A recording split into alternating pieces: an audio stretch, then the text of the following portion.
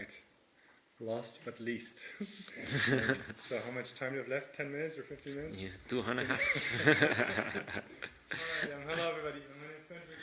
I'm working at the Institute of Neuroinformatics in Zurich. It's a mixed institute between ETH and University of Zurich, and we try to understand the brain for the reason to create new exciting technologies, be it deep learning or new types of sensors.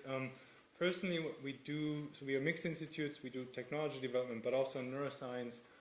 This is a project where we collect large amounts of brain activity data, and the technology that we use is called calcium imaging. So we have literally the neuron stained with a certain dye. If a neuron is active, then it kind of blinks, if you so will, and then we put a camera on top of it, and we see if these neurons are blinking. And we see here is in the middle a mouse with such a imaging device.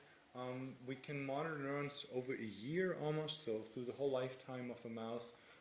The thing is that we collect incredibly large amounts of data. So the images you see, it's movie data, right, of blinking neurons.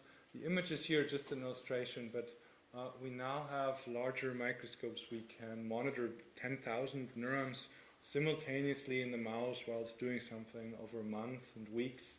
We can record at 100 hertz. You can easily do the math if you have a 4 megapixel image and then record with 100 hertz over long times. This gives you a lot of data.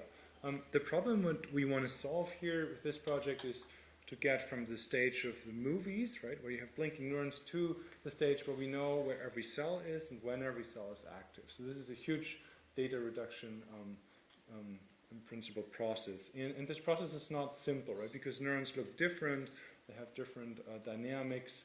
And the idea, the approach here is to use I'm very excited about this, a spatial temporal regularized autoencoder. So these have been shown to work very nice with movie data for other types of imaging problems where movies are used. It's about to recognize spatial temporal patterns in movie data in principle. And this approach works unsupervised, so we have a lot of data, right? What we don't have is we don't have labels. So we are thinking of this new approach to throw just the data on it and then get out kind of, the basic structures in our movie, which are in our case the neurons. It's a very nice problem because we have stereotyped data, we have a lot of data, and we plan to throw machine learning at it. Thank you very much. Thank you.